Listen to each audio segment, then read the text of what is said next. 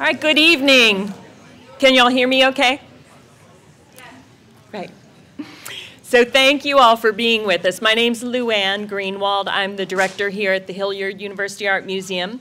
And welcome to our 4th annual John Bartholomew Bienvenu lecture. We're delighted to have you with us tonight. This is our annual signature event at the Hilliard Museum.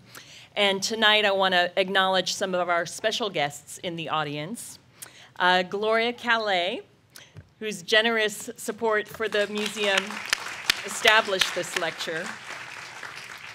And Gloria made this gift to honor her brother John's artistic legacy. That's what makes this possible. So thank you so much, Gloria. We're so grateful. We have a little gift of appreciation for you. So thank you. And Gloria always comes every year with many family members. So will the members of the Calais and Bienvenu families stand up? Nicholas and Abby.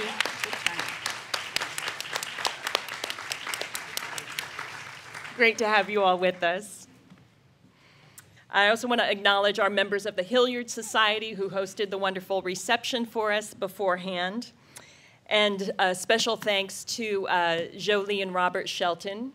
Where's Jolie? Who hosted a wonderful lunch for our guests today. Thank you so much for that. And to Jeannie Kramer and Vaughn Simpson, who are on our Bienvenu committee. Jeannie's our board member. Where's Jeannie? Thank you, Jeannie. And finally to Acadiana Open Channel. They are filming our event tonight so that it will be broadcast, and we really appreciate having the opportunity to share this wonderful lecture and learning experience with the broader community. This annual lecture in honor of John Bartholomew Bienvenu honors his legacy. He was a professional psychologist, teacher, artist, world traveler, beloved father, friend, and brother. In retirement, he dedicated himself to the arts through classes, workshops, and teaching. This year, our lecture takes a slightly different nature than past years. Tonight, our guest speaker will talk about the power of observation, connecting neurological research with the experience and process of seeing, looking, and observing art. This is of particular interest to us at the Hilliard Museum as we look toward expanding the range of our educational programs in the coming year with a program that will serve Alzheimer's patients and their caregivers. As you know, Alzheimer's is a growing concern in our communities.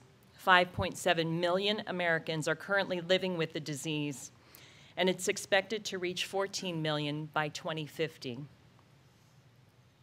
And so this evening, we look forward to learning more about our speaker's research on art and the brain, and to thinking about the expanding role that art museums can play in the medical realm.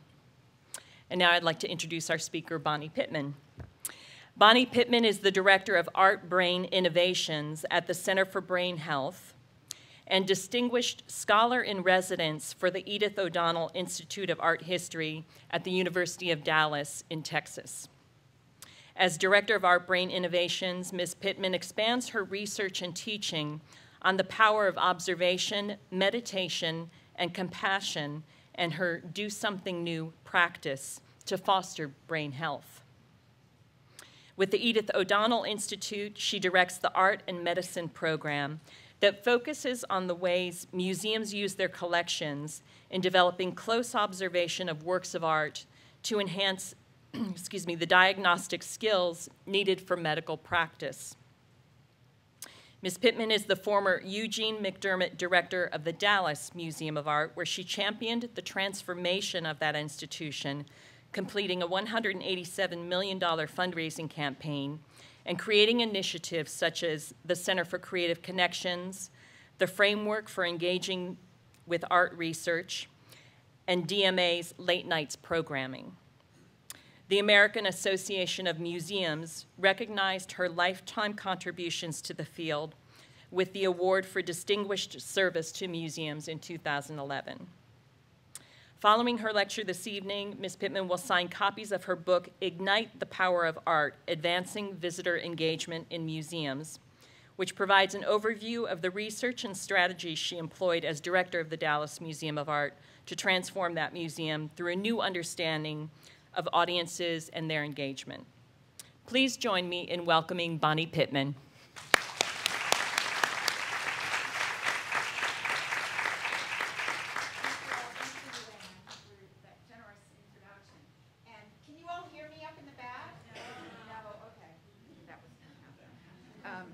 So I'm a pacer, so probably should go. Maybe Mark, you could get me the other microphone because I wander around and wave my hands. It's really a part of the whole delivery. It's part of the whole. It's part of the performance. But I first want to start out and really want to thank Luann for her generous invitation to come and join you, and I'm so honored to be one of the Bienvenu lecturers, and thank you for your wonderful contribution to make this happen tonight. Also to Mark and his team who mounted those wonderful works of art from your photography collection, which I understand represents almost a third of the entire collection here at the museum. And it's really the story of the Cajun communities around Lafayette and this whole unique area of the United States. And I wanted to use some of the works of art that you own so that you could see in my presentation how to demonstrate using them to develop your observation skills. And then the last person, and one of the most important persons, is my dear friend Shirley Trustee Corey, who has been my lifelong friend and started me off at the New Orleans Museum of Art, was my bridesmaid in my wedding, and then drove me up here in the fiercest rainstorm I've ever experienced. And so I was the co-pilot flipping between the weather report, the bad one up ahead, Shirley, bad one up ahead.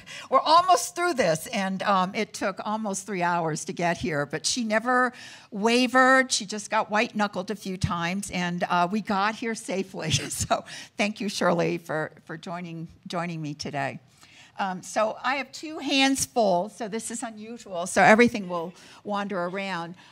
Really, what I want, my whole life, my whole existence is really based on my love of art. I can't tell you how much it means to me, and so that's my first question to all of you. How many, obviously you came tonight, but what about art really inspires you?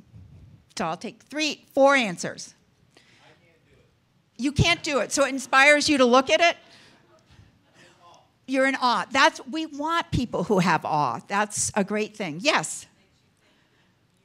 Yes, and what a gift in life to look at beauty. You know, you can never go wrong being lost in a museum is my approach. The color, yes, sometimes focusing in on a particular aspect of the work of art. Hand over here, yes. It can be almost anything, but you don't have to like everything. And the curators, we have opinions too. So as a director, you have to like everything. You have to find careful words to express that. But as an individual, you can have particular tastes. So as I worked at the Dallas Museum of Art and over my entire career, the real focus of my work was on visitor engagement. How could I get more people to come and fall in love with the museum and the collections? And happily came up with lots of innovative ways in programming and research and collections development and exhibitions. But when I retired from the museum, I became really interested in the most fundamental question: how do we see? You know, here I've been running around teaching and doing this for years, but I never really understood how our brain worked for seeing. And then as I began to do my research, I found out, wow, this is a surprise. Seeing takes up 50% of your brain capacity, 50%. It is amazing how hard our little brains work to process all the information that comes in through our eyes. And 50% of it is the activity, and I'll show you some slides. The other thing, for the person who said color, we see 10 million shades of color. 10 million. So that will take your breath away. So what it means is none of us see the same way. So I started out, this new quest of mine was, how do we see? So here are 2 important questions. How many of you, give me estimates of how long you think you spend looking at your handheld devices each day? 1 hour, okay, anybody else? A student, where's one of my students that I talked to? Okay, I'm looking for you. They ran away. There they are. Yes. There they are, yeah. 9, 10 minutes? I hope it's not 9 or 10 hours. That would be really, oh, okay. All right, so we have 1 hour to 10 hours. Anything in between? How many? 4 to 6. Well, using all devices, meaning television, computer, and handhelds, this is the terrifying thing. Using all devices, the average American spends between 3 and 6 hours a day facing a screen. And that's a complete waste of our energy and our ideas. On our handheld devices, meaning these little things that we walk around that we can never put down, it's 2 hours a day. 80 times a day, the average American checks in on their handheld. So tip number 1, put it away. Train yourself to unplug from your handheld computer because you cannot multitask. Multitasking is doomed to failure. Okay, how long? So 2 hours a day to 10 hours is 6 hours a day we're on computers. How long, if I show you one of those beautiful works of art out in the lobby, for which I thank everybody for putting them up, how long do you think most of you spent looking? 3 seconds, thank God it's more than that, or your sister and I would quit her job. But some people just walk by, oh, art. Anybody have any other ideas? It is more than 3 seconds. No, I wish it was, if it's a monkey moving, you might get to 10 minutes. Has to be moving for you to get up that long. Yeah. Nope, 17 seconds, 17 to 20 seconds. Let me just count that for you. 1, 2, 3, 4, 5, 6, 7, 8, 9, 10, 11, 12, 13, 14, 16, 17. That's yeah, I'm dyslexic. But that's a long time if they're looking at it. But what my whole life has been about is how do I get them to look for 10 years, you know? And, or if they're only looking at it for a short amount of time, how do I create a memory? So what a difference how we choose to spend our time each day. And so this lecture is really about the power of observation and why it's important. So you all know this. I talked to a wonderful lawyer before I came in. Excuse me, I'm going to get a sip.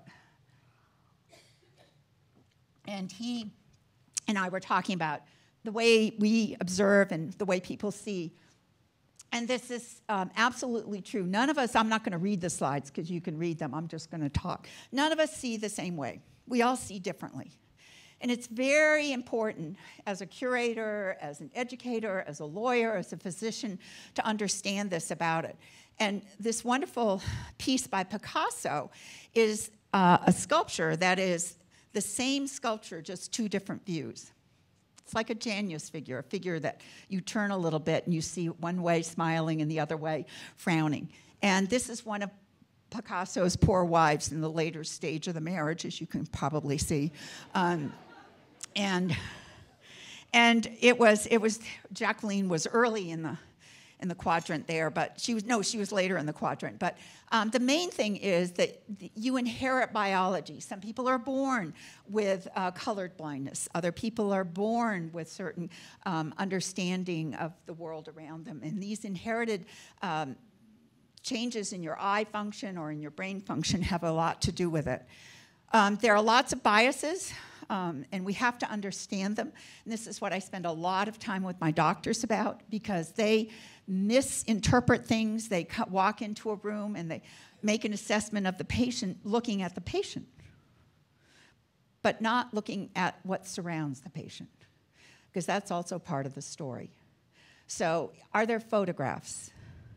Is there a comforter that somebody brought in from home? Are there books? Is anybody visiting? Did they smile, or did they acknowledge you as a physician? More importantly, did you acknowledge them when you came into the room? So all of these little factors is just like learning how to read a painting, have a lot to do with it.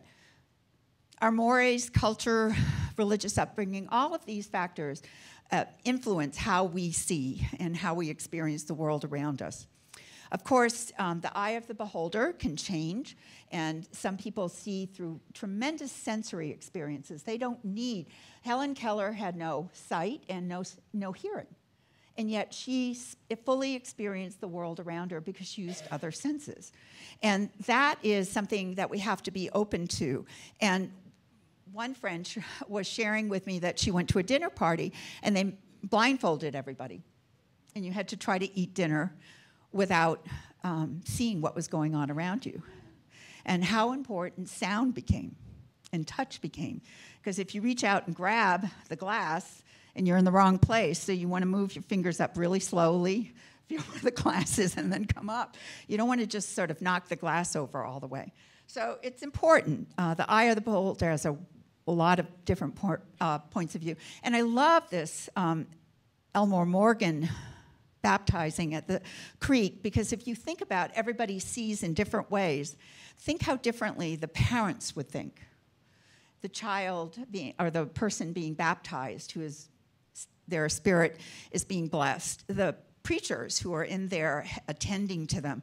The visitors, the children, every single person in this picture sees and experiences that baptism from a different point of view. And the reality is, this is what our culture is like, except for we don't stop and absorb those moments. It's an incredible, incredible painting, and the composition in that is phenomenal. Do you see the use of the triangle over and over again? The white, how the white comes down and forms these wonderful triangles, all, and the black then surrounds them. It's an amazing piece. This I use because it's kind of like, what? Very important to wake you up. Are you awake? You're awake now. This is by Salvador Dali, just to help you a little bit. But it's three heads. So painting was done in the early 50s, 1950s. Very important things had happened in the world. So this is three heads representing three aspects of humanity. So what do you think you're looking at?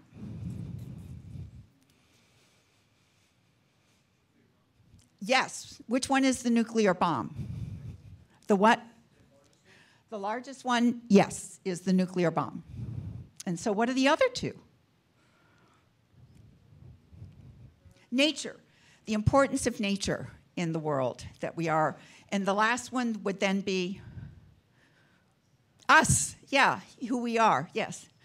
So here we have a simple human head interpreted different ways by the same artist to send a message, a very political message, into all of us. And yet, at the beginning, we'll look at it and say, huh, what's that? But the tree transforms, and what I particularly love about this is that the neck is made out of different things as you begin to look through that. So your eye, we're going to talk a little bit about this, is a magnificent piece in your brain. Some key facts about it. I told you about the, it uses up so much of your brain just to begin to see. But very importantly, it is not accurate. This is the clue to the next section, but what you see is not accurate. And the thing, several of you who are teachers were telling me stories about how important using art with children was in the teaching process. And that has a lot to do with the capacity for all of us to learn in different ways. And visual learners really benefit from this experience of looking at the world around them and looking at art. I love that we learn and remember best through pictures, not through spoken word. However, in our schools, we do not train people how to look, and we do not train students how to hear. And so the education system, we all know, is a disaster, but it's the disaster in the most grievous way, because the primary way, neuroscientists can tell you this over and over again, is that the brain learns through pictures. This is the way we process things. So I'm going to talk very quickly about seeing, looking, and observing. And you can see the definitions here. This is another photograph by Philip Gould, I knew, see, he didn't get it, but I loved it and chose it because he is a Cajun master of the music, and it is very similar. The seeing, looking, and observing relates very similarly to the art of hearing. It's the same phrase, So what's the difference? I love this story from Sherlock Holmes, which goes very quickly. You know, Watson came in one day and said, "Oh, Sherlock, I can see as well as you can. And, you know, I don't know why you would make such a fuss about your observation skills." Sherlock rolls back, smokes his pipe, says, I have a simple question for you, Watson. How many steps are at the entrance of my house?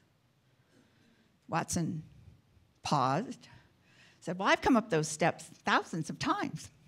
Yes, said Sherlock. How many steps are there? Well, I'm sure I know the number. Yes, said Sherlock.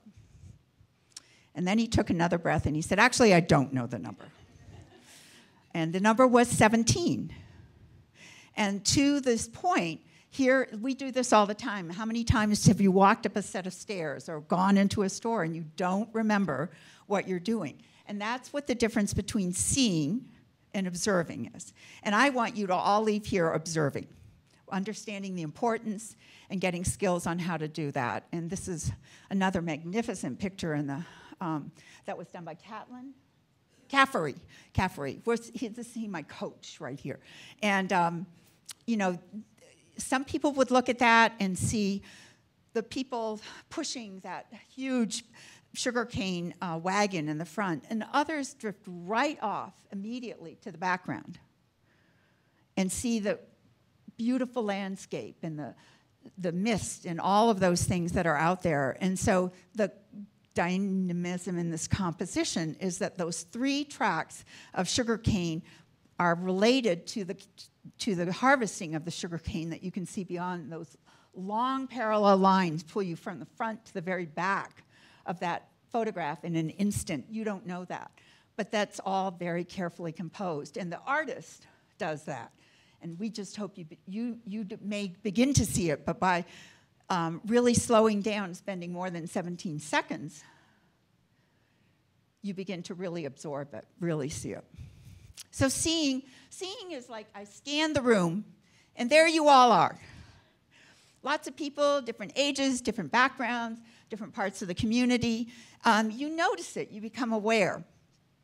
It's that taking in of billions of pieces of information. When I first saw the Philip Gould, it was a little image, and I'm embarrassed to tell you this, but I thought, oh my gosh, I can't use that slide. It's Ku Klux Klan or something like that. Now, I would offend people in it. And then I read the title, and it made absolutely no sense to me. The Christmas Eve bonfire. Who lights bonfires on Christmas Eve? So I've subsequently learned about Papa Noel and how they lined all of the Mississippi to tell us that Christmas was coming. But, you know, without information and without really examining the piece, it was the third look at this piece that I began to say, that's a fun scene, not a scary scene. And even myself with trained eyes, you know, at first it's very hard. Don't you think it's very hard to decode it? Am I the only one in the room? But of course, I've never experienced a bonfire.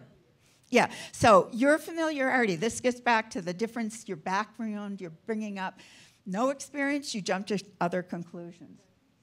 Looking is now we're focusing in. We're beginning to identify. This is Chris Burden. It's a wonderful installation piece at the Dallas Museum of Art that every submarine, there are over 100 submarines that represent every single submarine from World War II back to World War I. And there's a list of all the submarines. And what happens is we have Navy people, Navy officers, and who come in and identify. I was on that submarine. They all look the same, but where they're hung is a special tribute. I knew this was going to happen. So when I went into the Philip Gould, that's when I began to really examine it, and I pulled out images, closed up, really began to examine And once I did that, I realized, oh, look at, these people are communicating and they're talking and their shoulders are relaxed. And you can see their outlines of their faces. So this can't be what I first thought. This is actually a very different work of art. And once I saw that these were constructed, these big bonfires, and I've learned a lot since then. And then looking is seeing with intention. So now we're zoning in and we're getting really excited about something. And it's an active process. So at this stage, we're not looking at all the submarines. We're really looking at one or two and trying to remember them. And back to this, it was then that my friend Shirley told me about Papa Noel, and then I learned this afternoon at lunch all these other stories. And so once you begin to acquire information, that makes a big difference. So I just knew this was going to happen. Am I going backwards? Yes? Okay. All right. Do you trust what you see? Do you trust what you see? I do now. But the answer is, okay, say it. No. The answer is no. Don't trust what you see. Not until you develop your skills. Because, I'm going to see colors differently than you. I'm going to show you some examples of optical illusions. What's moving in this picture? What's moving? The plane. What looks like's moving? The building. So this is a great optical illusion. It's your brain is going, this does not make sense. This is what it's all about. What's happening here? We hope everything's moving. Some people are not affected by optical illusions. But I picked this spinning one just to make you a little bit crazy, but to wake you up also. What's happening here? Pardon? Pac-Mans? Okay, does anybody see more than 3 Pac-Man up there? A triangle. So this is an optical illusion, the Koenigsegg effect, which is where our brain does not like to be scrambled. And so really this is 3 Pac-Men that just happen to be placed down, but our brain makes it into a triangle. So we create things in our observation as we go through life that aren't there. It absolutely is not there. Color theory. How many colors are on that slide?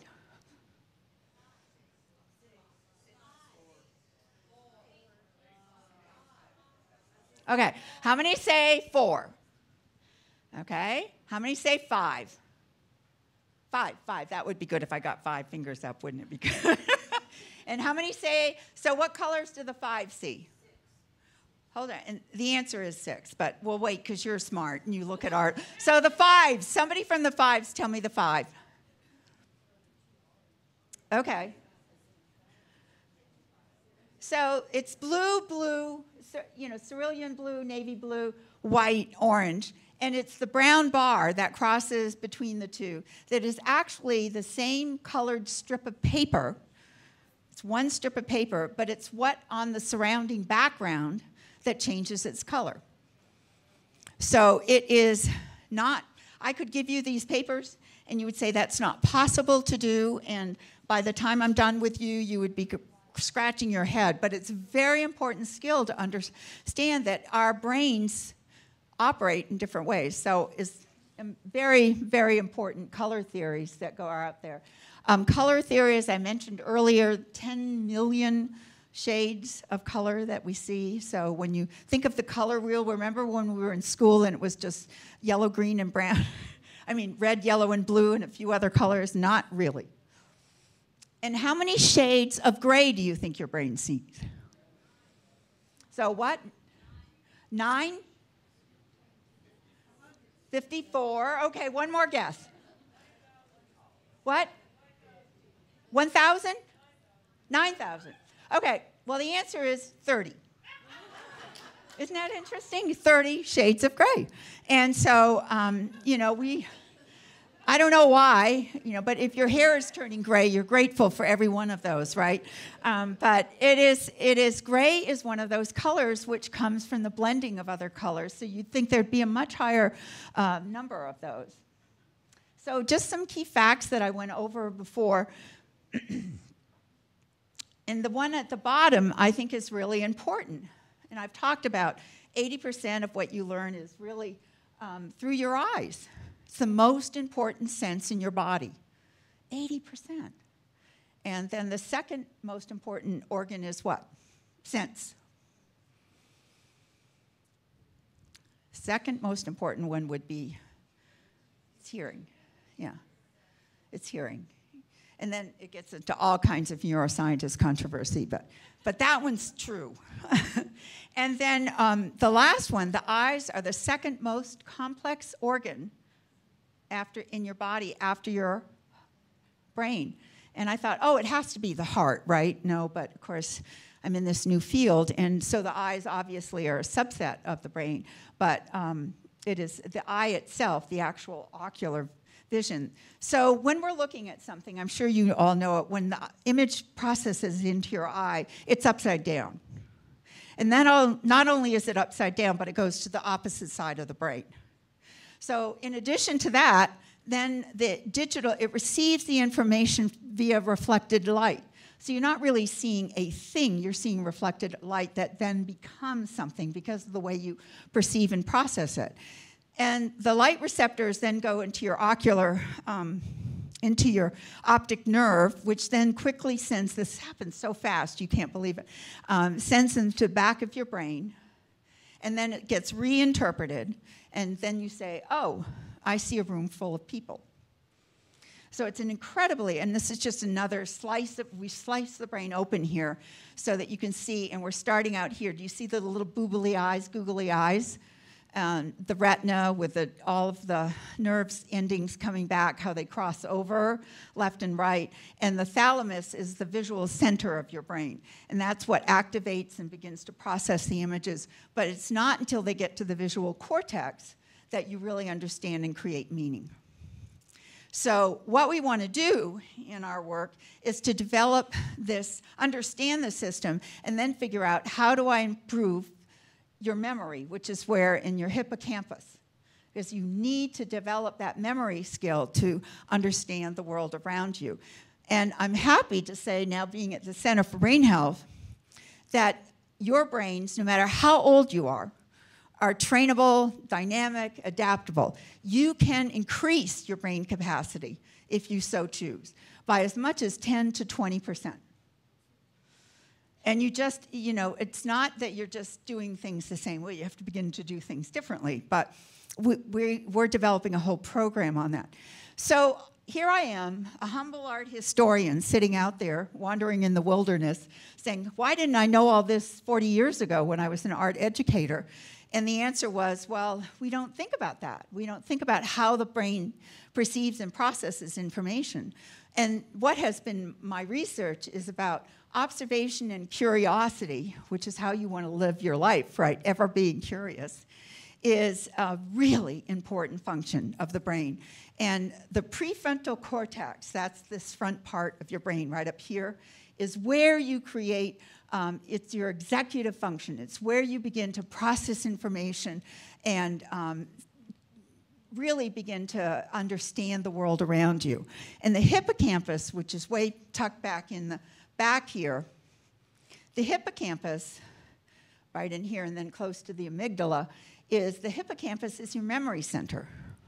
So I want to develop a new program that is going to unite the two. So we'll see better and we'll understand that. But look at what happens to the brain chemicals. How many of you exercise? Yes, look at that. All these hands went up. Okay, now I just want you to exercise your brain. It's the same idea. And when you run or do your exercise, you often feel better. And that has to do with releasing of neurotransmitter called I'm going to say it wrong.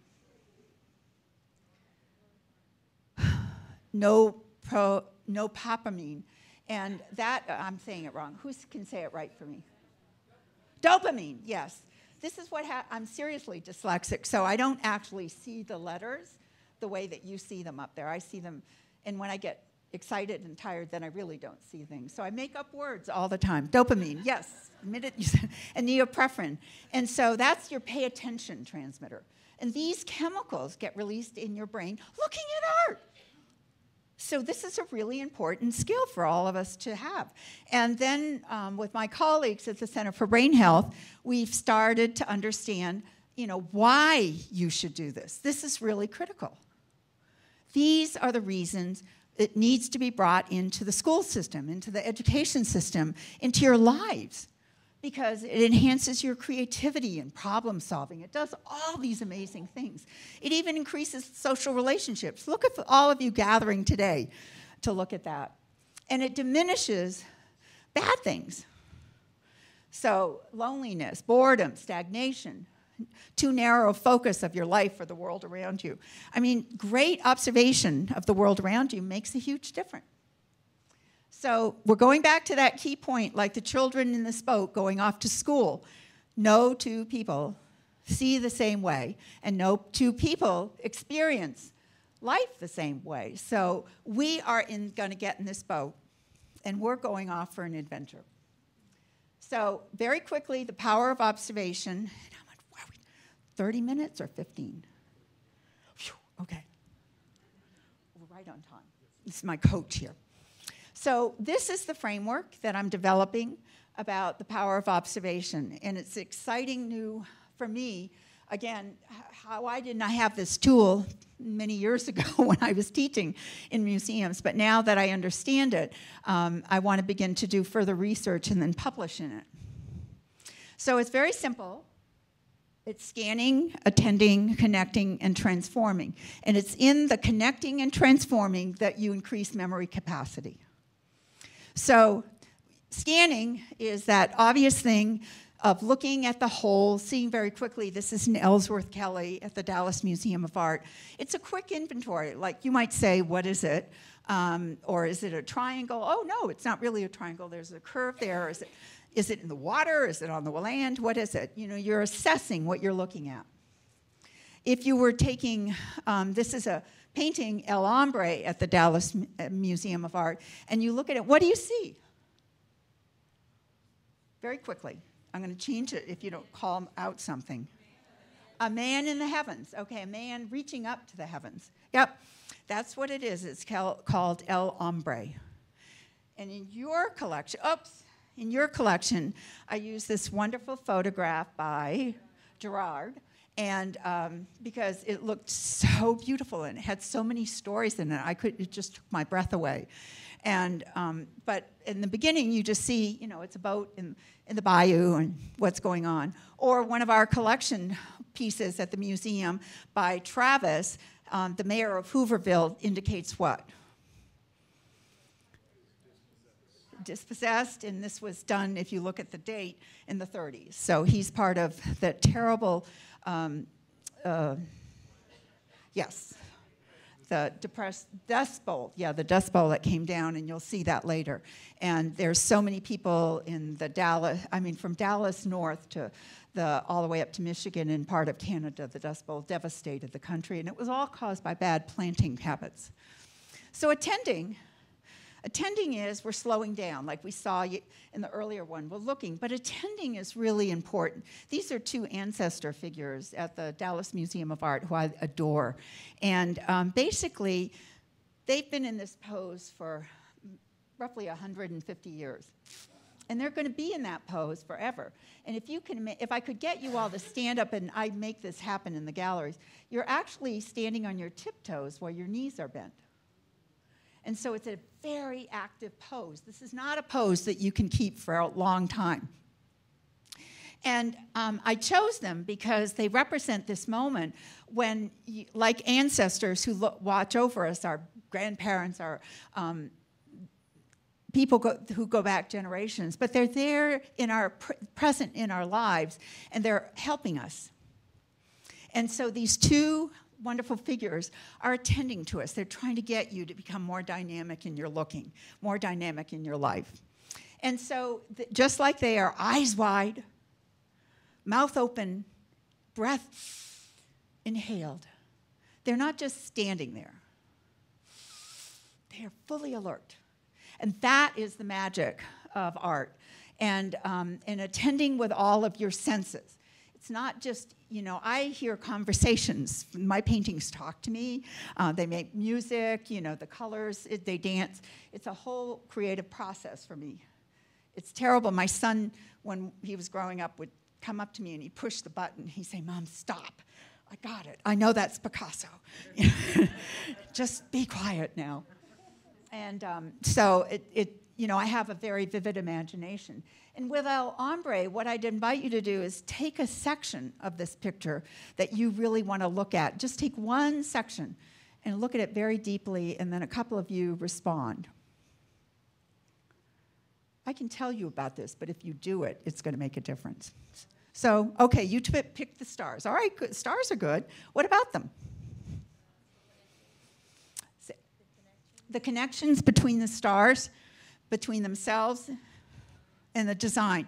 And it's actually very geometric, whereas the rest of the painting is not. Okay, great. Somebody else, way up there. Yes. Isn't it? I mean, he's almost rising up from the earth. The feet are, if you look at them, they're being drawn from the very bottom of the soil. And it's indistinguishable where he is. Okay, and one more observation. Yes. It is joyous. Absolutely. It was created by Tamayo to come to the fair, one of the big fairs in the Dallas area. Unfortunately, he got stopped at the border,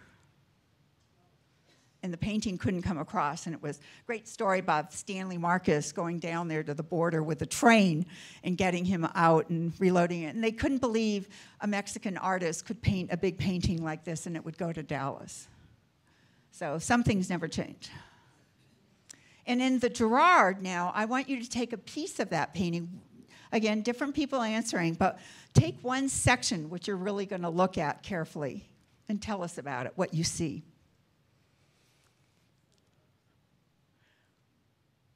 Yes. Yes. It was one of the first things I looked at, too, the ropes, how they're curled so carefully. This is not accidental because they're used in the fishing process. So if they get tangled, they'll be useless. So one of the great practices of boatsmen, any kind, is to keep your ropes so that they don't get tangled. Somebody else, a different part of the painting. Yes. I know that. I already apologized to the family. I know that, but it is. I know that. I apologize. I know that, but it was too late to change. But next question: did you observe something else beside my mistake? The buoys are too clean. So what does that say to you? It's a what? It isn't a stage photo. I'm looking at the Morgan family. I can't believe it would be looking at his other pictures. Just hadn't been used. Yeah. Yep. And in the Travis, what would you pick? His eyes? What do they tell you? Yeah, he's immensely sad. And I'm going to go back to your painting that I mislabeled. But looking at this, what do you notice now? The trees, okay. There's a woman in the back of the boat. What woman? I think there is no, I think that the mound with the white, no, there's no, she's just netting. The water's very calm. But what's interesting between these three paintings is this is the only one without a human figure. There's no person in there, is there? I don't think so. The two of us are like, what? We think it's just shadows and things. But that's, see, no two people see the same way. That proved my point. I'm really happy. Here, his eyes are one. What other part of the painting did you pick? Yes. The city, yeah, look at the community that's back there and the colors that are chosen. Do you notice how everybody's so different than El Hombre with the arms stretched up like this. These men and women are hunched over in gray clothes. They're in a very different human expression. Yeah. Slumped, everything in this, and they're all slumped coming in on him, the pressure of the depression of a man trying to support his family, all coming together. Yet the child in the little red wagon, many of us had red wagons, is playing. And that's the gift of being a child. So there are many stories in here. Okay, connecting, my favorite part, this is my favorite part of my art of observation, which is making new connections and applying that knowledge in new ways. So this is these wonderful Daumier lithograph of people observing art in the great in city of Paris, and they're looking at. But this is the part in which you take your personal observations, your personal life experiences, and it transforms into new ideas and new ways of thinking. And you put pieces of your life, of you, your life, and the world around you in different ways. And this connecting is where memory really starts to get in. So going back to yours, actually these are real constellations. They were just, rearranged because he's an artist. He gets permission to do that. But we went back and we began to look at the stars. And, of course, different times of the year, the constellations are in different ways. But they had real meaning in the subject of this work. I went back and found, what are Cajun boats today's? Because this, and how are they used? And many more of them, at least when I began doing the research. Your motorboat, you're not going on these fast, quick boats as opposed to this one, which I don't know how, the top one, the photograph, it looked like it would putter along as opposed to zoom along. And that has a lot to do with innovation and change in society. The same thing happened with locomotives and how different that whole experience is. So a person today who is a fisherman in the bayou would think and probably use different tools and experience the water not calm and peacefully, but zip until you get to your fishing spot. I have never done this, so I have no idea what I'm saying, and I'll get in trouble later.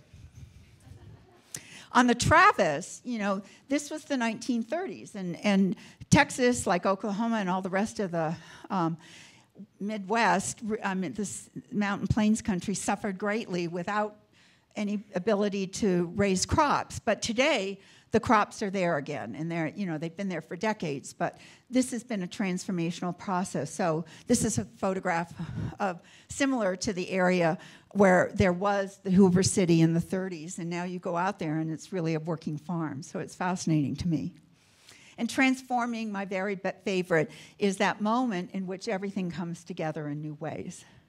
And this is the Brancusi egg at the Dallas Museum of Art, which for me symbolizes this. So we're now going to explore the many possibilities of new insights, new understandings.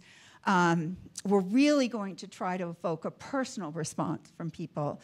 And that whole idea of reflecting, reframing, imagining, because your imagination is a critical part of looking and experiencing the world around you. Just like the egg, brings all of that into life in new ways.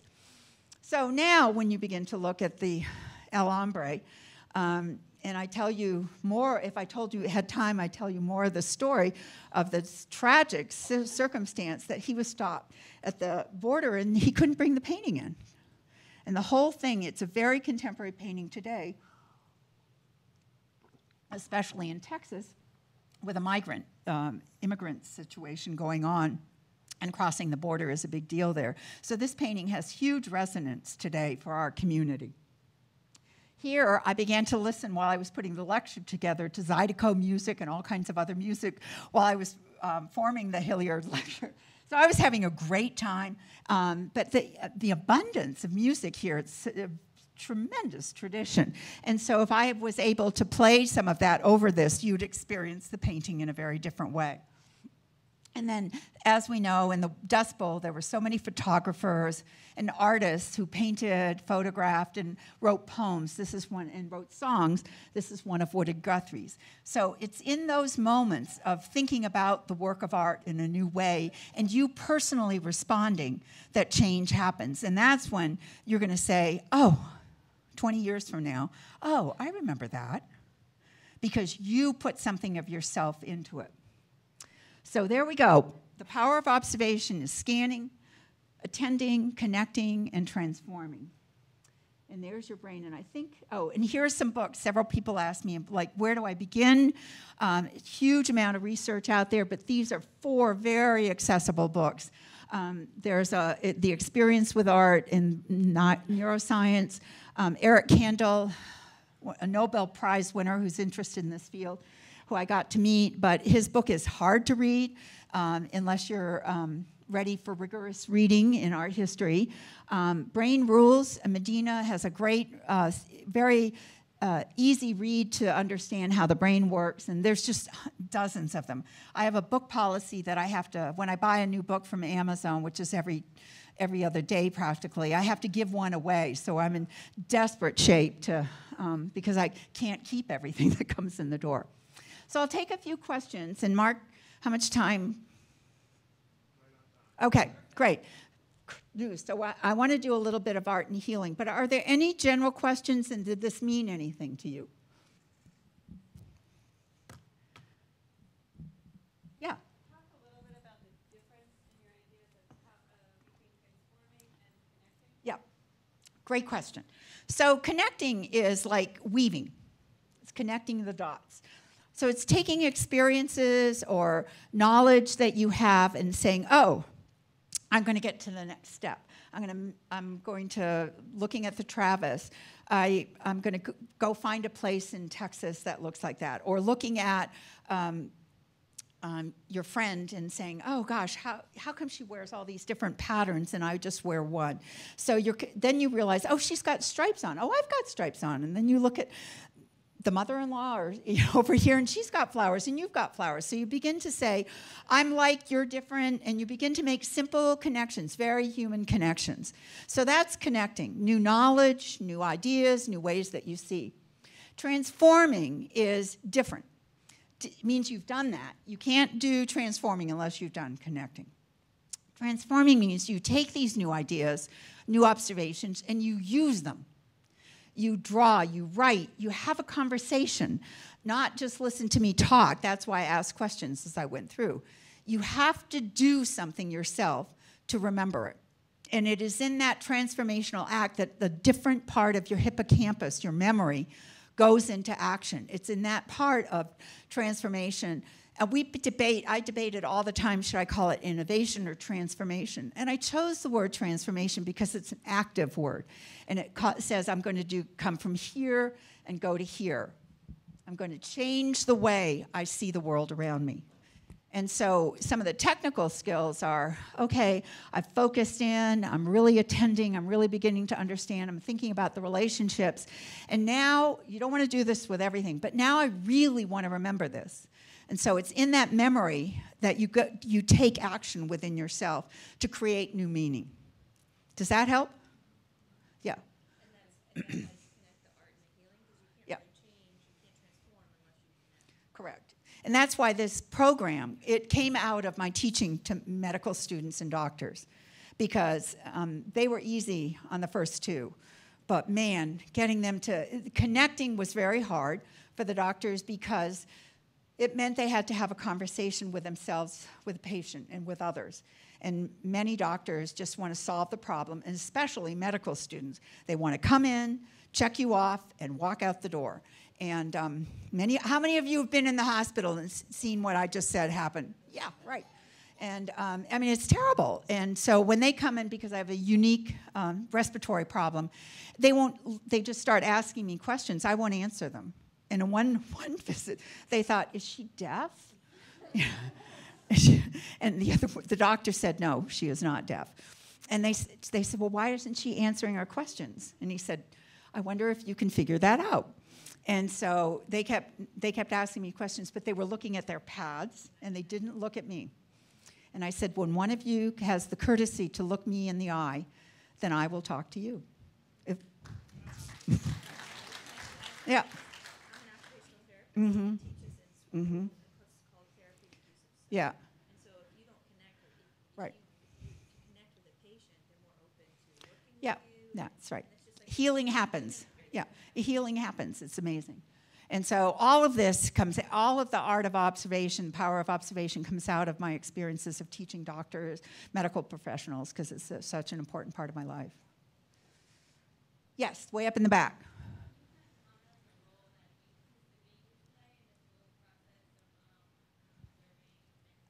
I didn't quite hear you, so.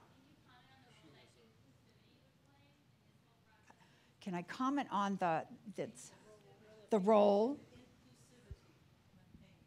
Oh, I asked if you could sort of comment on the role that inclusivity might Inclusivity. Okay, but what do you mean by inclusivity? Just how it might play into this whole like seeing, connecting, transforming, like capacities, if there's any limitations. But are you talking about including many audiences, or we observe like different people? A lot of times the museums can be exclusive and like can be elusive. Mm-hmm. Exclusive. Yeah, well, museums shouldn't be exclusive. If they're exclusive, they failed, and they'll close down, and that's why museums are closing. But museums are really places for people. They're a gathering place, and that's part of what I'm going to talk about next. The power of healing is really about the power of museums to become this gathering place for all kinds of people, and doing it well. I may not be answering your question, and you might want to come down later and just talk to me. Okay, so here we go. Art and healing. This all happened because I got this weird respiratory infection that affected my life. And suddenly, when I was in the hospital all the time and in for my infusions and life was going on, and I was still the director of the museum, I thought, oh, I am really angry. And so while I was in the hospital, I began to read about art and healing and trying, because it was the only access point I had to all of what was going on. And it's, this is a great Frida Kahlo portrait of herself in two different versions of herself where her, you see her heart opening and doing like a transfer and healing aspect as she's living through the pain, the excruciating pain that she went through every single day of her life. And, pain is silent. Pain is silent. So a person can be in terrible pain and you will never know. Never know. And I always say be kind to everybody because you don't know what their suffering is. So I began to really get into this, and again, you can read all the text that's up there, but the main message was that over history, when you go back through 5,000 years of art history, some of the first images that were ever done in the caves of Lascaux and other were about healing. It was about curing. It was about caring for the people that existed in their community, and of course the others were all about hunting and survival. But there is a huge body of literature, and the more that you'll see at many, many hospitals and many clinics all over the United States have now art programs, visual arts, performing arts programs, and they have done this, and I work at Baylor where I'm on the board, and I've raised $2 million to instill a program for art and healing because it's my hospital and I want it to be better than it's been. And a lot of it is that the head of surgery came up and met me one day and said, since these programs had been in place, that the length of time people have stayed in critical care has been reduced by 25%. And that's a lot. So having musicians play to the patients, having art therapists come, it was a distraction to the mind, and also pain medications reduced dramatically. So the arts, as we've all known, reduce anxiety, but we've never been able to prove this. And now through neuroscience, we're beginning to have a real vocabulary that Shirley and I would have begged for when we were trying to transform the world. So these is some of the data about the key pieces of data. Where's my water? It's important to realize that examining works of art is like being a scientist. And so I approach it that way with the physicians. Oh, what is this? We have to do a data entry. What am I seeing? How am I seeing it? What are the pattern recognition, which is so important. Putting things together to create a new idea. Interpreting meaning. And this is where doctors have a hard time because they come up with an answer and they want to hold the answer. They don't want to hear another point of view. And so a lot of my classes are about collaborative building skills, collaboration, and that whole process, which is very complicated. It's very complicated for doctors whose whole life is about trying to cure people. They really hate ambiguity. They like an answer. And so the gift of teaching them art is that they all realize they can be looking at the same thing. They suddenly realizing they're looking at the same thing and seeing it in different ways. And then once they begin to have a discussion, they realize, oh my gosh, we came up with a new interpretation because we worked together. And then we transfer that back to their medical practice. And these are some important facts about why this work is being done.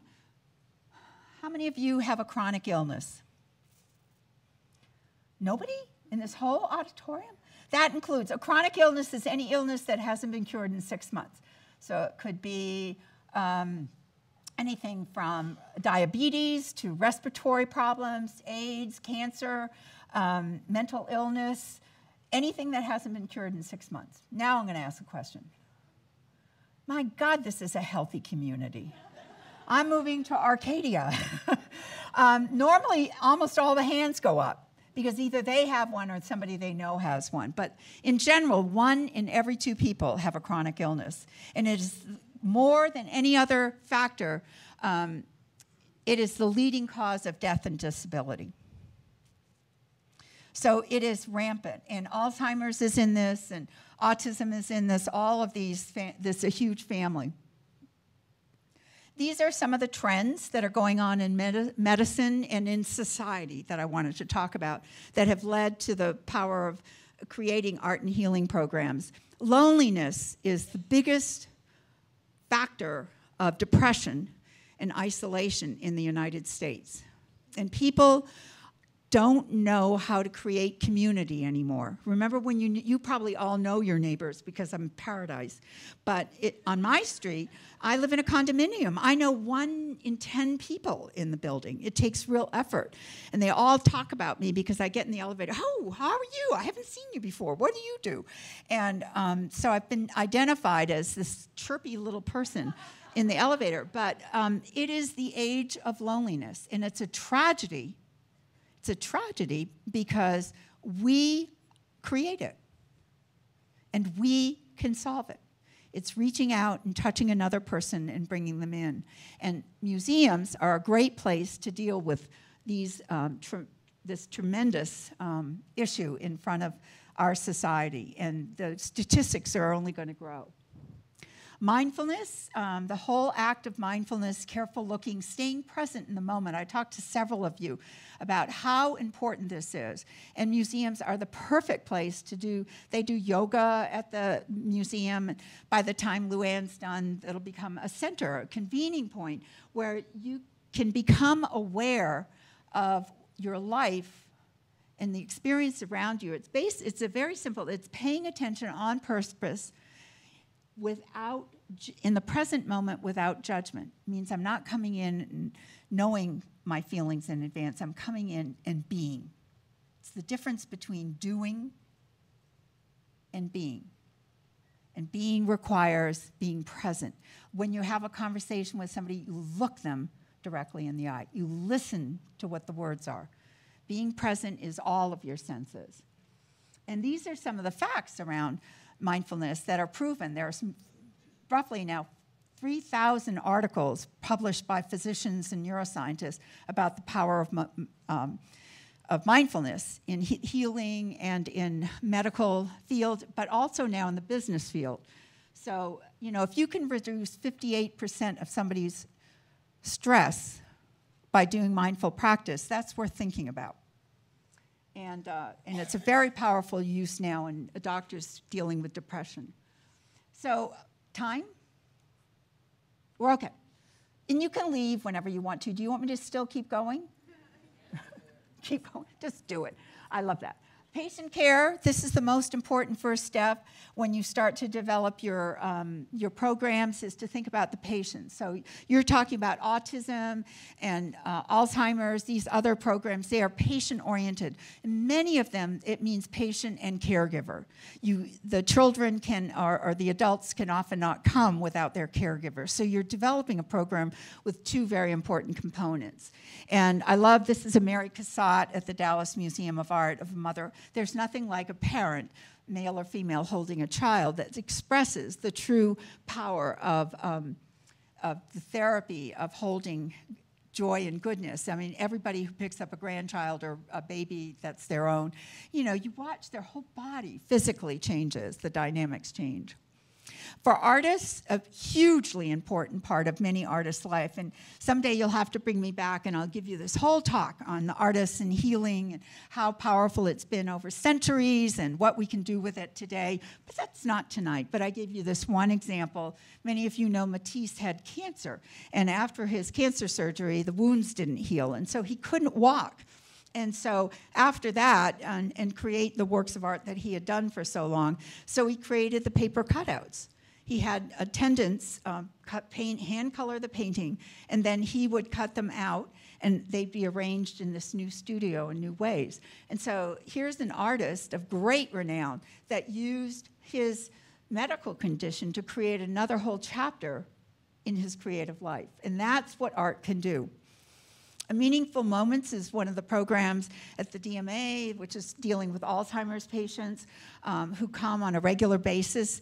And you can see people say, well, you just do art activities. No, we take them upstairs into the galleries and we play music and get them to recall stories of their lives. If you've ever been, and of course, recalling information with Alzheimer's patients is very difficult. So that's why we use all these other tools, music, poetry, storytelling to bring pieces out. And what's amazing about them is they will start telling you stories. You know, whether they're real or not, nobody really cares, but they begin to communicate again. At the hospital, as I mentioned, we brought in this huge new program of bringing visiting artists into the hospital to work with patients and caregivers. And they play in your room. They play in the outer areas of the hospital because music is an important thing. The gentleman down below, who was in his bed, he had cancer, was not able to move, hadn't talked to anybody in 2 weeks. And the art therapist came in, and the next thing you know, he started drawing. And then he told us that he had never drawn in his entire life. And he was remembering flowers in his wife's garden. So it was just zoning in and finding that special moment that he found himself again. And he began a very different recovery. Caring for caregivers is a most important thing to think about. Caregivers have very limited time because they really are in this position of helping another person to recover. But they get isolated and lonely, and they need a community to have discussions, and they're always looking for gathering places, and the museum can be one of those. And here with the autism, parents, especially parents who have children with autism, family that have Alzheimer's, look for communities, look for others to help solve problems. And the children here are amazing to watch, but we do these programs when the museums close because neither of these audiences can sustain the huge traffic of our Burley Museum. Education, this is where I've spent a lot of my time. Medical and nursing schools have now integrated this whole study of the humanities. We call it the medical humanities, and I've been a big part of this. And so I train physicians, nurses, medical students, and I'm not an art therapist, but I'm very active in trying to get these programs launched and teaching others how to do it. There's a website, should you care. But it's a vast amount of information that you can find on about the history of art, about art and medicine. And we did a conference at the Museum of Modern Art where we invited 60 medical schools and 60 art museums to come together and share their curriculums. And on this website is all the documentation of that, and I update it every year. So more information, a bigger bibliography than you'd ever want to know about, but it's all there, and it's put together by our field. So just go to the UT Dallas Art History Medicine, and you'll find it. This is the class I teach, and those are my medical students. There's no rest for the weary in my class. Everybody has to get up and participate, and they're acting out, as you can see that wonderful painting behind them, finding out how And what they're doing is their bodies, they didn't realize that was in reverse of the painting. And so when they took their pose and then they turned around. And so it's just hysterical what they begin to learn. But we have a great time. This is me teaching in the galleries. With the students, we use a lot of documentation from the collections areas. So with this Ninkisi and Kandi, well, I'm showing them the x-rays we took of the image to show them what the paquette or the healing belly, tummy thing sticking out is filled with, which is a lot of medicine and brought together by the community, because the Nkisi and Kandi is a healing figure. And we talk about the role of healing, the role of doctors, the importance of their dress and their stature, and how the Nkisi and Kandi stands so firmly rooted in the community, providing guidance for them. And of course, they're young medical students, and they think, oh no, but it's going to happen. We take color. This is a whole class just on color, the color red. And they all think, oh yes, the first activity is you get so many Pantone chips, and 35 people have to all pick out the single color of red. And it takes 40 minutes because they can't agree. And they argue and they argue, and I always know in the small last two circles, I've got medical students that want to be surgeons. And they just won't give up their point of view and listen to the group. But we finally get them there, and you can see them trying to find in this Hildar Johnson wonderful textile all the different reds that they had. And then we do color exercises with them and prove to them that what they think they see is not really what they see, because color patterns and sequencing can change things. Then we get them to go into the bodies of different sculptures, and they suddenly think, oh, I can do that. And then they can't. They fall down. And then they realize, oh, this isn't going to work. But all of these things help them to understand humanity, collaborative problem solving, close observation. You don't want to try to get into that Henry Moore position without really understanding that there's no way the body can torque that way in the mother holding a baby. It is my greatest joy to teach this class. I just adore it. Another big part of my work is about changing the environments in hospital, because they usually have really ugly reproductions everywhere, and they all need to be changed. And so this is just rip them out and let's start over again. I've been a great proponent of local collectors giving some of their collections that would go there, because one woman gave wonderful textiles to the museum. And, you know, it's just amazing if you see something of beauty, how it changes your heart. And healing environments are needed. This is what my life looks like pretty much every week.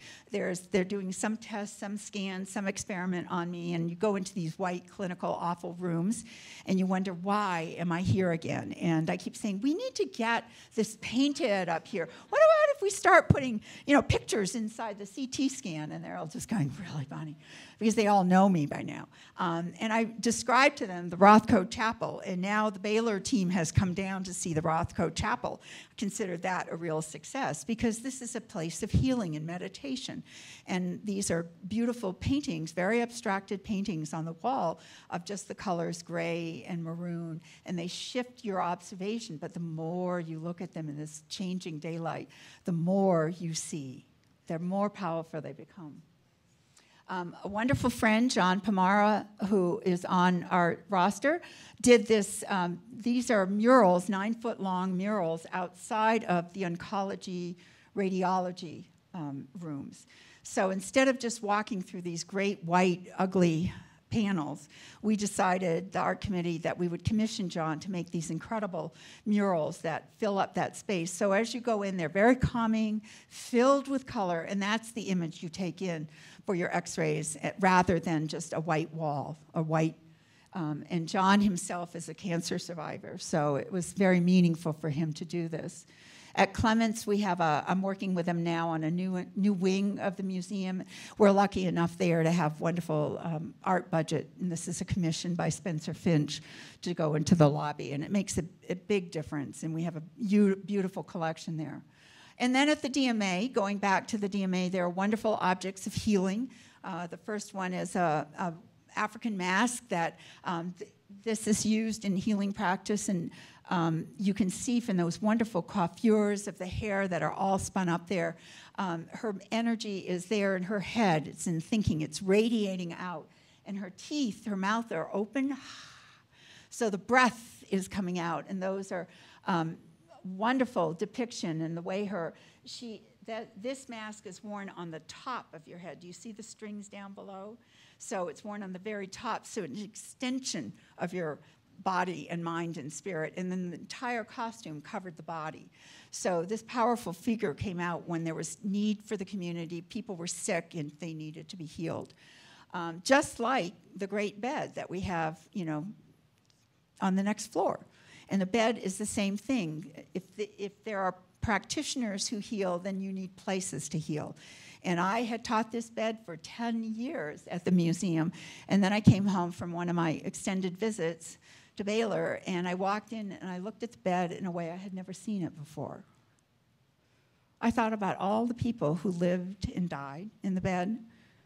I thought about all the people that were sick and got better, and sick and died. I thought about the children being born and the families hugging and eating in the bed. It was an amazing experience to see the humanity of this bed, and I never teach it the same way today. I never teach it just, this is the great Gothic bed, and Riddell carved it, and it's one of 12 pieces. That comes, if you're interested, at the end of the story. What I really try to do is get people to tell me their bed stories. When you think about being cured and healing, where is that place? And it's a wonderful experience. And this is the painting at the end of our class, which is by Jacques-Louis David. And by this time, the students have been with me a long time. We look at this, and my first question after they've learned how to analyze the triangles and the circles in the painting, and they're so excited, and then I say to them, okay, if this was your ER, and all 13 of these children came in, who would you treat first, and why? And so suddenly, as doctors, they have to go back and use that information that we've accumulated over all these weeks together and begin to analyze the figures from a very different point of view and look at the color of the pigment and look at the way the body is moving or not. Look at the grayness of the skin. Look, our eyes open. And so they have to examine this painting in a very different way. And suddenly, it comes to life for them as physicians in a very powerful way. So unfortunately, this is my last slide, but it's supposed to say do something new.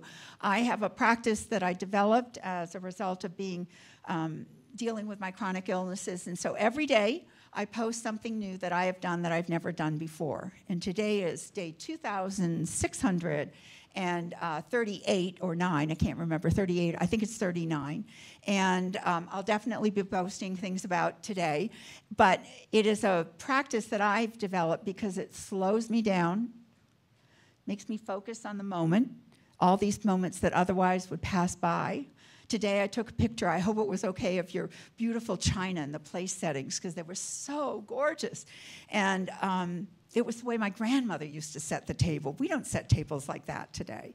And it was a great privilege to be there. And then, just it gets me to just remember the moment, be present in the moment, and to learn new connections, learn through new people. So if any of you have Instagram, you're welcome to follow me. You can also follow me on Facebook, though I hate Facebook. And, but, it's out there. Not much I can do it. Zuckerberg rules. But the whole message tonight is to fall in love with art and life. Slow down. Take a moment. Experience it. Don't just let it pass by. Have fun. Bring joy into your life by celebrating beauty, celebrating each other, and cherish it. So I hope this has been helpful in some way. And if you have questions, I'd be happy to take them. If you want to run home, you won't hurt my feelings. But I know I've probably stayed well over the time. So thank you.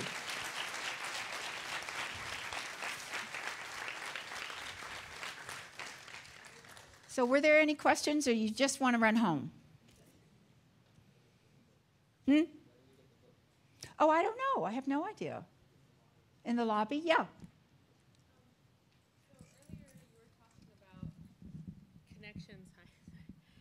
Earlier you were talking about connections and how they can be successful. Personal. Yeah, through personal. And you were talking about phones. And I've always thought that cell phones are very successful because they're essentially our mirrors that we get to create. Mm-hmm. I get to say, I want to see chocolatiering for half my day, or I want to see cute videos of animals, or the best picture of myself. Yeah. This is the world that I create. I guess what's the crucial point between the connecting that you're describing in here is that it seems like it's only the first part, and it doesn't get much further after that, you know, because it's like, oh, get off your phones and go do something. Right. It's hard to do that when we've made a little world that we want to be in. And even politically, a lot of the times kids, or not kids, but people in my generation, you know, we're signing petitions, we're writing to each other, we're posting things to say, I don't like the world the way the world is, and I want to share that here where you would have to see it. Whereas if I'm on the street and I'm holding up a sign, people think you're crazy, right? So, well, hope not. Well, you know, it happens. So I feel like the thing that's really hard for social media and for our generation is to say, what do you do after you see this thing and it upsets you or it inspires you? How do you learn to take that step into the real world? Right. And what are the tools that are lacking or that we don't understand that we have to do that? Yeah, it's a very important, I'm going to question, and I'm going to tell you two stories. One I'll answer your question, and then I'll tell you this story. I think this is the next phase of social media. That is taking action, not just curating your world, which is what you're doing. You're self-selecting, which everybody does. These are the people I want to see and talk to. This is what I want to communicate with. These are the topics that I'm interested in. And that's called curating your world around you so that you're in control. The challenge is that you've got to begin to look at discord and dissonance, disruption in the world to really understand it. So you can't create a microcosm in social media excluding everybody else. No reference to any political side because both sides do it. So my goal is to take the social media and try to put it as exactly what you said, is into a conversation that occurs in the community so that you can meet people with different points of view. And that requires an openness to do that. That requires a new level of connection. That's why when I was waiting to come in tonight, I went up to a number of you and just said, tell me who you are, and why did you come here, and what interests you about the Hilliard Museum, and what's going on. And that was done to help me understand who the audience would be. And I think we need to do more of that. And the story is, one day when I was in the hospital early on in my medical career, I was not getting any better, and everybody was really concerned. We were now in week 2 or 2.5, and I'd say to my doctor every day, can I go home today? And he'd say, yeah, really, not today. And so I was getting really depressed, and then finally I decided I don't want to be here anymore. I don't want to be in the hospital anymore. I'm leaving. But I couldn't leave because I had too many machines hooked up to me. So I wrote to all my friends, and I said, I'm going to Venice. And all over the country, pictures came. And I said, tell me your favorite place in Venice. Tell me the music you love, the poets you love. And so through social media, in 3 days, I created Venice in my hospital room. And the music was playing, and pictures were on my iPhone and everything. And the next thing you know, the people were coming into my room. Patients and nurses and everybody were coming in to talk to me because they all wanted to learn about Venice. There are 176 buildings along the Grand Canal. Did you know that? And, you know, why? Do you know the whole city's built on great stilts and trees that came back from the early 1300s? I had no idea. So on I went, and the music would play, and it would go out. And so all of that was done in social media. Mm-hmm. And then I curated my world. And my doctors knew the moment I started telling stories and getting everybody else involved, she's getting better. She's getting better. So that's the power of art and social media that I think we need to begin to learn how to use in new ways. Because I not only gathered the information, I took action on it. I created my own world. Right, because I feel like there's a misstep. Like I think about Pokemon Go. Yes. And how it's all very much in a screen, but the community that I was in, everybody, I had never seen this many people go outside and gather together and like talk about where you were. I mean, it was gone the next year, but it was pretty amazing. And I was like, it was amazing. It was a whole phenomenon. Like, what else can we do to get people out there and maybe not look at their phone so much? Like, what is the next step? It's coming, and you can create it and make $1 billion. Don't worry. And one of the things I didn't put up there is I'm also on the faculty of the Art and New Technologies program at the university, and creating video games and interactives for museums and other places. One last question, if there is one. Otherwise, we'll go out into the auditorium and relax and sing. Yeah, sure. I never heard that the paintings of Lascaux were healing. Yes, some of them. You heard me. Do I need to repeat? Okay, I taught a fine art survey, and I'm from France, and I've never heard that the paintings of Lascaux were for healing. Well, we don't know what they were for, right? I mean, they were thousands of years old. All we can do is look at those handprints, the figures of all the images of the herds of horses and cattle, or whatever they were called at that time, the bisons.